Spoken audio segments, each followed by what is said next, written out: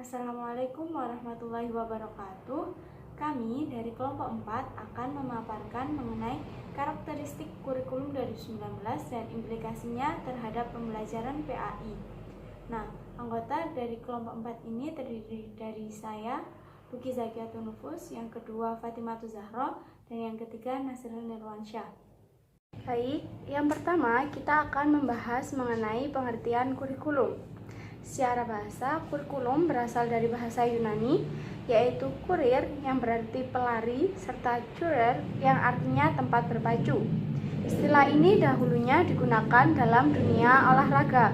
Namun setelah diadopsi dalam dunia pendidikan, kurikulum berarti suatu program pendidikan yang berisikan berbagai bahan ajar dan pengalaman belajar yang diprogramkan, direncanakan, dan dirancangkan secara sistematika atas dasar norma-norma yang berlaku dan dijadikan pedoman dalam proses pembelajaran bagi pendidik untuk mencapai tujuan pendidikan. Selanjutnya yaitu mengenai pengertian kurikulum menurut para ahli. Yang pertama, menurut Undang-Undang Nomor 20 Tahun 2003, kurikulum yaitu seperangkat rencana dan pengaturan mengenai tujuan, isi, dan bahan pelajaran serta cara yang digunakan sebagai pedoman penyelenggaraan kegiatan pembelajaran untuk mencapai tujuan pendidikan tertentu. Yang kedua, menurut Profesor Dr. S. Nasution MA dalam bukunya yang bertajuk Kurikulum dan Pengajaran, beliau menyatakan bahwa kurikulum adalah serangkaian rencana yang disusun demi melancarkan proses belajar mengajar. Rencana tersebut dilakukan di bawah bimbingan dan tanggung jawab lembaga pendidikan dan para pengajar di lembaga tersebut. Selanjutnya yaitu mengenai fungsi kurikulum.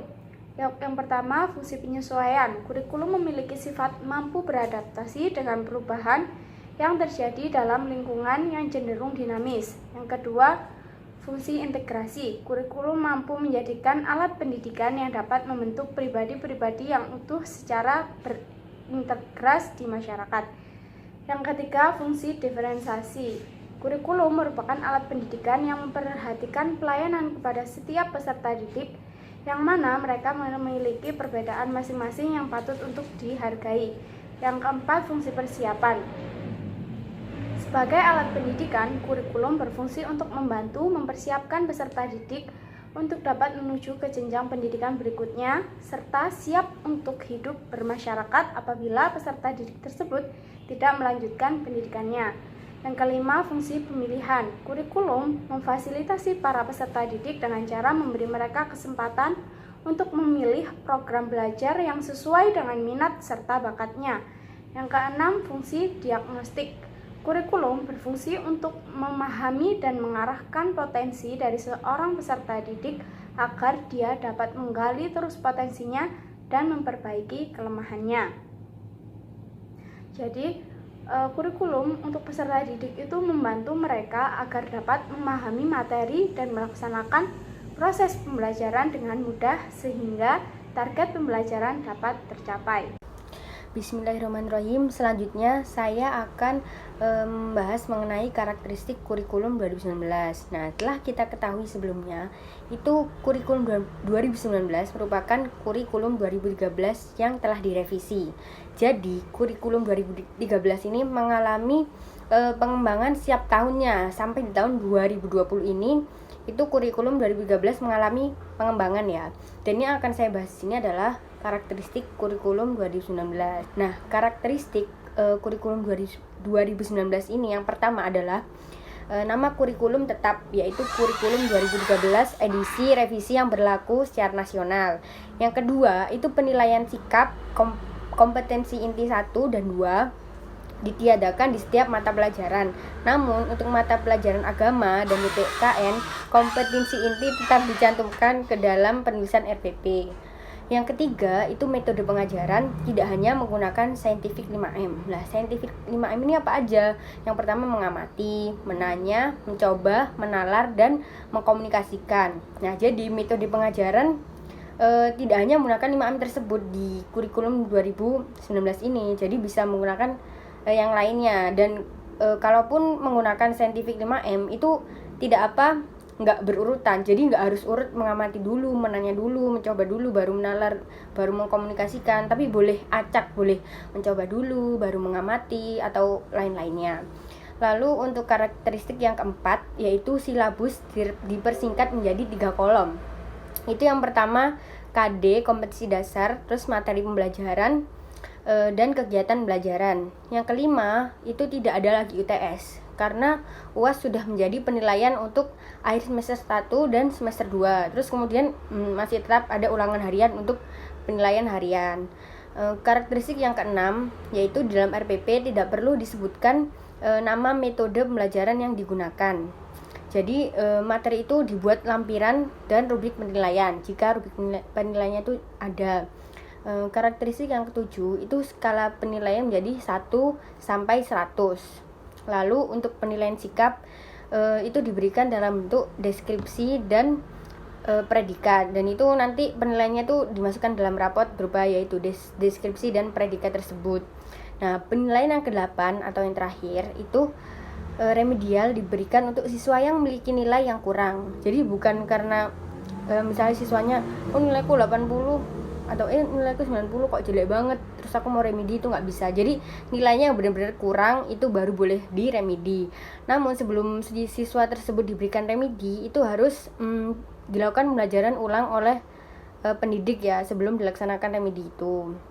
Nah, selanjutnya yaitu tujuan perubahan kurikulum. Kita pasti berpikir, kenapa sih kurikulum harus direvisi? Nah, di sini kita dapat mengetahui kenapa kok kurikulum itu direvisi.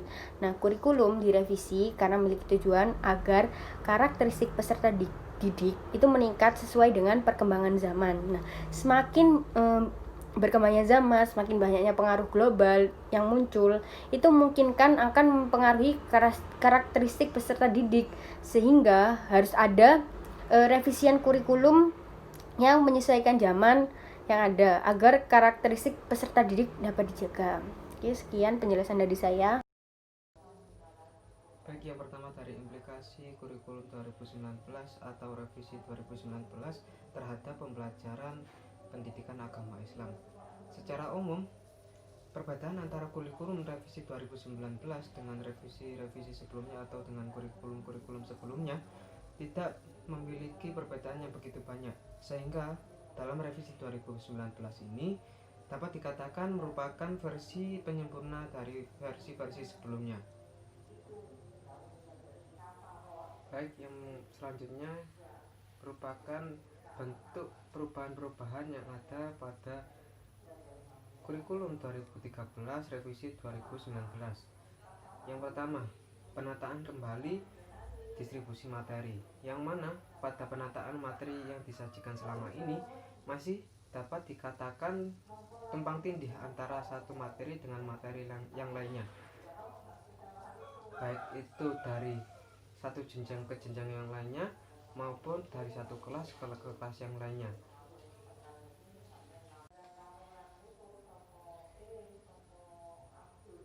Selanjutnya yang nomor 2 yaitu meningkatkan level kompetensi. Perumusan level kompetensi yang ditingkatkan merupakan bentuk upaya dari pemerintah untuk membekali peserta didik untuk bisa lebih berpikir kreatif, berpikir kritis, dan berpikir inovatif, sehingga untuk menjalani kehidupan selanjutnya peserta didik akan lebih siap untuk menghadapi masalah-masalah yang akan datang.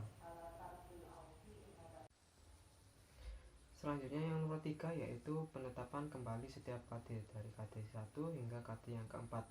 Yang keempat merupakan penguatan terhadap sikap dan keterampilan, sehingga dapat diartikan pada revisi 2019 ini pendidik akan lebih mengutamakan sikap dan keterampilan peserta didik ketimbang pengetahuan maupun kognitif dari peserta didik.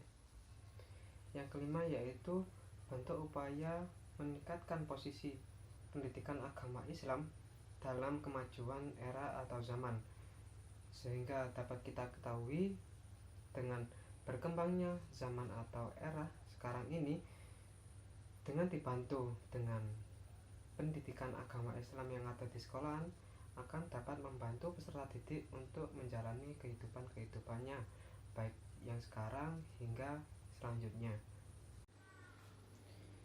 Selanjutnya yang nomor 6 yaitu bentuk upaya menguatkan keberagaman beragama. Seperti yang kita ketahui, di negara Indonesia tidak hanya terdapat satu agama saja, tidak hanya Islam, melainkan masih banyak agama-agama lain selain agama Islam.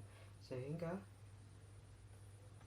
peran dari agama Islam atau peran dari pendidikan agama Islam tersebut yaitu untuk meningkatkan sikap pluralisme dari peserta didik dan menjadikan peserta didik tersebut dapat menjadi masyarakat atau warga bangsa Indonesia yang dapat menerima keberagaman agama tersebut. Sekian presentasi dari kelompok kami, kurang lebihnya kami mohon maaf. Semoga bisa menjadi manfaat. Akhirul kalam, assalamualaikum warahmatullahi wabarakatuh.